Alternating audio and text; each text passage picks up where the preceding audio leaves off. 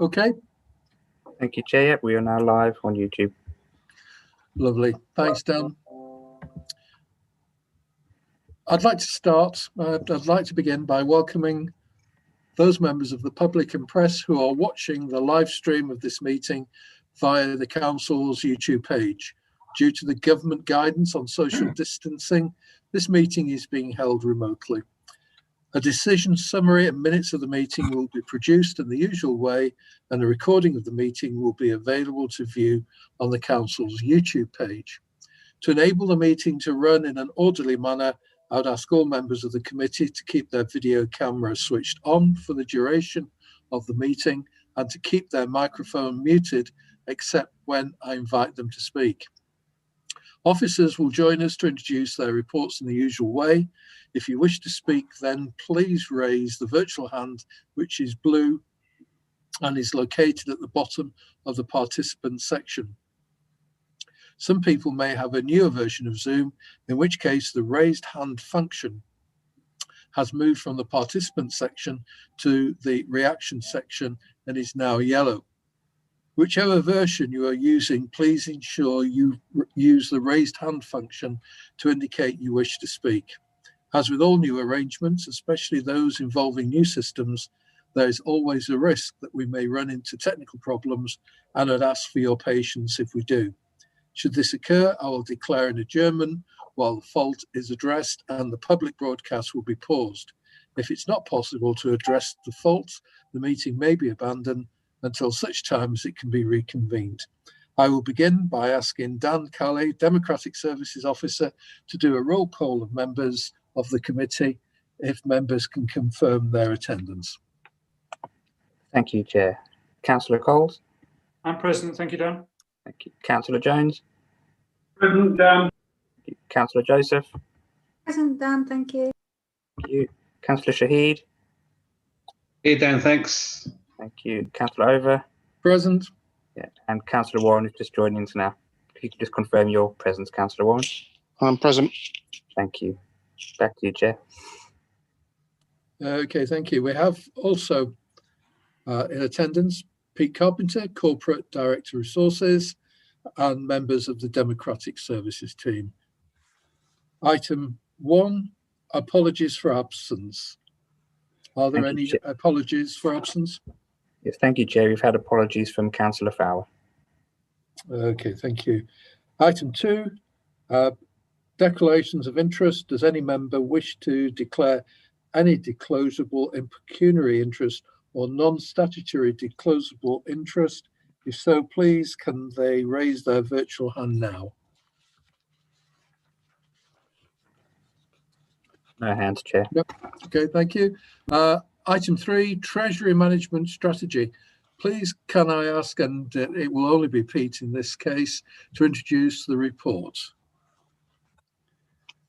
Thank you, Chair. And can I just introduce who's on the call, just observing Fiona Leverton, who actually wrote the report and who is our head of Treasury. Come on, Fiona, let's see your face. Come on. I can be embarrassing as well, can't I? Okay. This is a procedural report. As per section 16.1, full council and audit committee have to approve the annual strategy. It is an important report, the Treasury Management Strategy. Section 4.1 really sets out in the covering report. It is sets out the Prudential Code, which came in 2003, sets out a system of capital finance under which local authorities determine their own programs for capital investment in the long and short terms, and the current assets used for the delivery of high quality services. Prudential indicators are developed as part of the annual Mtfs process to ensure that capital investment plans are affordable. All external borrowing and other long-term liabilities are prudent and at sustainable levels, and that the Treasury management decisions are taken in accordance with professional good advice. 2021-22 to 23-24 TMS is attached to Appendix 1 to the report. The councils continue to operate a restrictive lending list due to the continued economic uncertainty. Surplus cash is only invested for short periods with Barclays, Bank of Scotland, and with churches, charities, and local authorities. Council also invests with other local authorities in the DMO. Councils continue to borrow to fund the capital programme through the PWLB. Loans have been arranged at interest rates to achieve budget certainty for varying periods to fit in with the council's debt maturity profile. Main changes to the TMS policy from last year's Mtfs strategy are changes to the potential indicators to recognise the deferral of new leasing accounting standards. So this year, £20 million worth of leases were meant to come on as capital assets. They haven't. That's going to happen next year now. Changes to prudential indicators to recognise the impact of the capitalisation direction, which were announced on the 10th of February. An amendment to the minimum revenue provision to include how the council will treat loans to third parties repaid over the life of the loan. The numbers are updated for the revised capital programme profile over the next 3 years. The strategy based now is the final version. There's been no changes either in budget scrutiny or last night or yesterday at Cabinet. So the assumptions are as we are running now for the next financial year. It's anticipated that just one thing to bring up, which is quite important, and it's a significant change that happened in September, and I'm sure we talked about this in the January committee. The government have changed or taken 1% off borrowing for Public Loans Board borrowing. And I think if you remember, it was put up to penalise councils, but a number of councils in particular who have invested significant funds for yield. So it's come down 1%, but the rules now state, and I have to sign off every year on our investment programme going forward after this year, that there is no investment for yield. If councils are caught investing for yield only, they cannot use the the Public Loans Board anytime in the future, which would be absolutely severe for the councils, well, for most councils, because that's where they borrow money from. That's all I wanted to say as part of an introduction, and say Fiona and her team have put this together. And what it does is it puts the remit of what we will do this year, what we're borrowing, how we're borrowing, why we borrow. We invest, as you see later in the report, very little. We don't have that higher working surplus.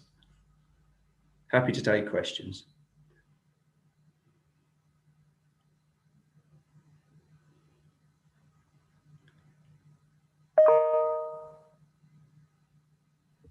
You just on mute, Chair, still. Still, right. I thought I clicked off. Right. Yep. See no hands? You've got Councillor Jones first. Councillor Jones. Thank you, Chair. Thank you. Yeah. It's not a question as much as I was only saying before you came on, Pete, that I thought the report was extremely well written. And, you know, the way it's laid out, sometimes I struggle with, but that's a personal thing. But the further you go into the report, I thought it was actually fascinating about the timing of the recovery and, you know, where the economy is likely to be. So, you know, as Fiona's on, I'd just like to express my thanks for, you know, the clarity and with which it's written more than anything else. Thank you, Councillor Jones. I think it's quite interesting because, again, this should really go to Audit Committee in January, but because of where everyone was in January, we only got updates from our Treasury advisors, the latest one at the end of January. And so, well, 21st of January, which meant we couldn't hit that one anyway. We did have an earlier one, but it's better to go with the latest possible advice. And it is very interesting what different people think of different things, isn't it? Mm. You know, and that's the issue. And I think what you touch on is the major issue for all of finance, but, you know, the financing side particularly, is what is going to happen over the next 1, 2, 3, 4 years in terms of interest rates, because that's the key on the Treasury side, both investment and debt. And it's looking not significant raises. So for a council like Peterborough, where we actually do more borrowing than investing, that's quite reasonable at the moment. Okay, thanks, Pete. Councillor Coles.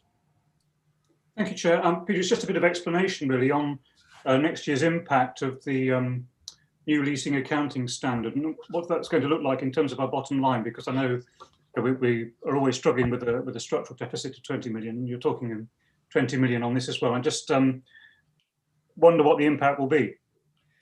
No real impact, Councillor Coles. It's a technical adjustment. At the moment, the money is sitting there. The leases are paid for on an annual basis. It is purely a technical issue to bring things, all leases and all, so they're dealt with like debt. In the old days, well, still up to now, we have operational and finance leases. This makes them all on the debt side, so it makes them all long term. That's great. Thank you. Okay, Dan, I don't see anybody else. No, Chair, no more hands. Right. Thank you, members. Thank you, members. There are no more questions. Therefore, I'd like to move to the recommendations on page 3. These are to review and comment on the draft 2021-2 Treasury Management Strategy before it is approved as part of the medium-term financial strategy at full council in March 2021. Members, if you are not in agreement, please can you raise your virtual hand now? I can see no hands, Chair. Okay, thank you.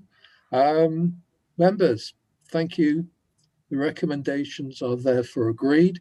I really would like this print never to be in yellow ever again, because I can hardly see anything of it, but nevertheless, we had to cope with that. So, members, thanks. The recommendations are therefore agreed, and a big thank you to Pete and his Treasury team, although that's not the fashionable name for it anymore, but it was when I worked for Lancashire County Council. So thank you, thanks everybody. Members, now this brings the meeting to a close. I'd like to thank members and officers in attendance for their contributions.